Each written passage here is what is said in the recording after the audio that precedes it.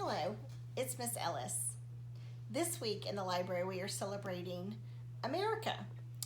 Patriots Day is September the 11th and Constitution Day is September 17th. So this week I would like to share a very special story with you. It's called 14 Cows for America. It is written by Carmen Agra Deedy, illustrated by Gonzalez, but it was written in collaboration with Wilson, Kimeli, Naiyomah, and this is his story that you're going to read. This is also a Bluebonnet nominee, so that means it was chosen out of lots and lots of books to be one of the top choices for that year for the Bluebonnet nominee. So before I start reading Wilson Kimeli's story, I would like to read you a letter that he wrote to the American people. And this is a picture of Wilson right here. If you can, he's the one in the middle. And this is his letter. I am the Kimeli in this story. I grew up in a small village in Kenya. When I was a small little boy, my mama said I was too gentle to be a fierce Masazi warrior. I fed the little nestlings in the bush, and I rescued drowning ants from the water puddles. I loved taking care of the cows that belonged to the elders. I felt a close bond with them. A Masazi boy is like one of the calves in the herd. He drinks milk from the cows and he feels protected by the bull. My mama said my mama was too poor to own a cow. I dreamt of having one someday for my mama and me. It was my biggest dream. As a young boy, I spent much of my time with the grandpas and grandmas of my tribe. It was through them that I learned my tender warrior heart was not a bad thing. They taught me that the Masazi valued more than strength and boldness. Our ancestors also valued compassion and kindness toward anyone in need, the orphan, the widow, the stranger. To heal the pain in someone's heart, they told me, you give them something that is close to your own heart. All right. Now, I'm not going to read the rest of the letter. I hope you'll check the book out and read it for yourself. But he was in New York on September 11th, 2001, when the World Trade Center was attacked. And this is his story of what happened after that day.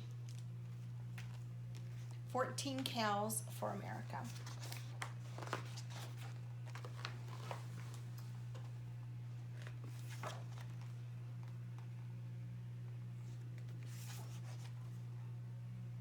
And this is Wilson Kimeli coming home. The remote village waits for a story to be told.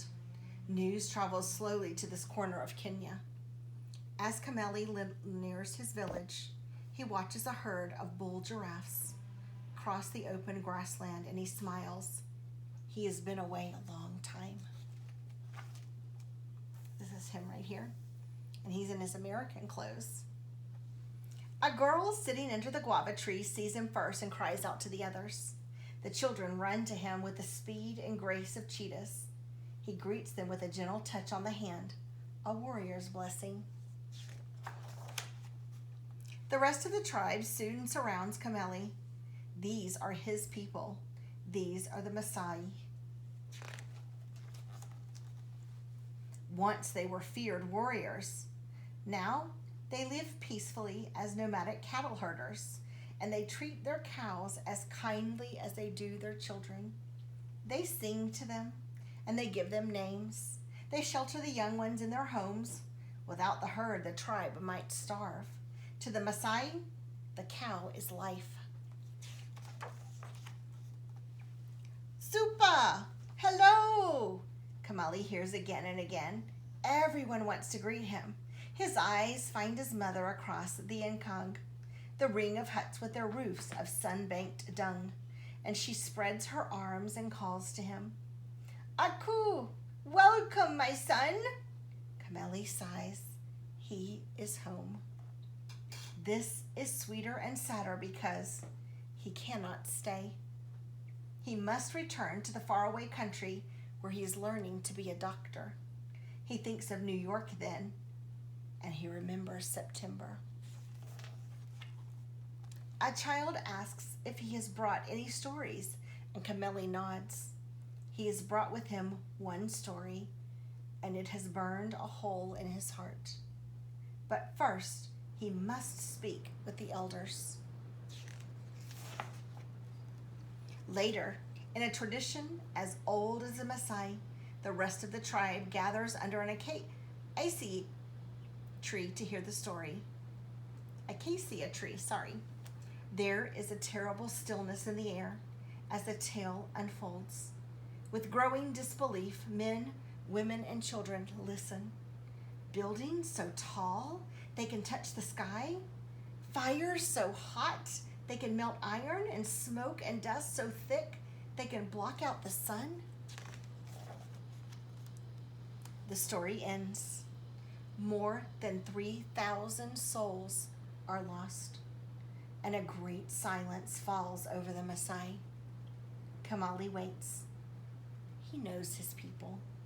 They are fierce when provoked, but easily moved by kindness when they hear of suffering or injustice. At last, an elder speaks.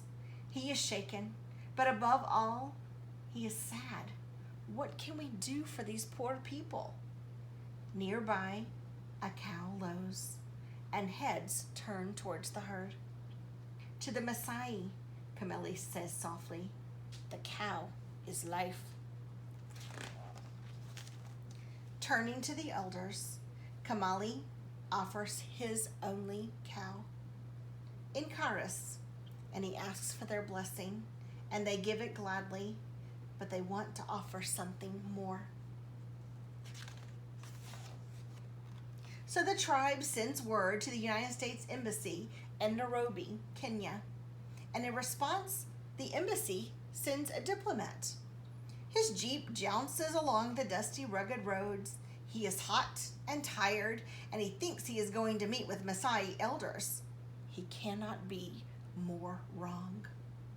As the jeep nears the edge of the village, the man sits up. Clearly, this is no ordinary diplomatic visit.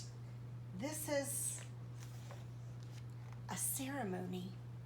Hundreds of Maasai greet the American in full tribal splendor. At the sight of the brilliant blood-red tunics and the spectacular beaded collars, he can only marvel. It is a day of sacred ritual.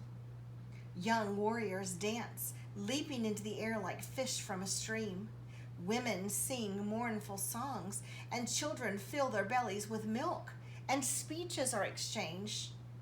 And now it is time. Kimeli and his people gather on a sacred knoll far from the village.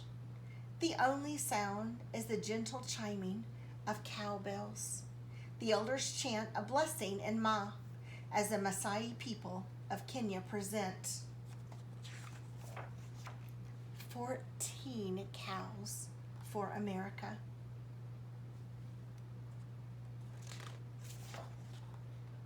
Because there is no nation so powerful it cannot be wounded, nor a people so small that they cannot offer mighty comfort. And that's the end. So giving their 14 cows to America was their greatest treasure. I don't know if you can see in the illustrations, but in the boy's eye, you can see the Twin Towers. One more thing I want to share. In the very back of the book, there is a dedication from the author and the illustrator, and there's also one from Kenobi himself. And it's his dedication to you, to all the little children who read this book. You are the peace the world has been waiting for. May you grow to be compassionate diplomats. I hope you think about what you can do for someone else, because kindness is the best way to be. I'll see you next time.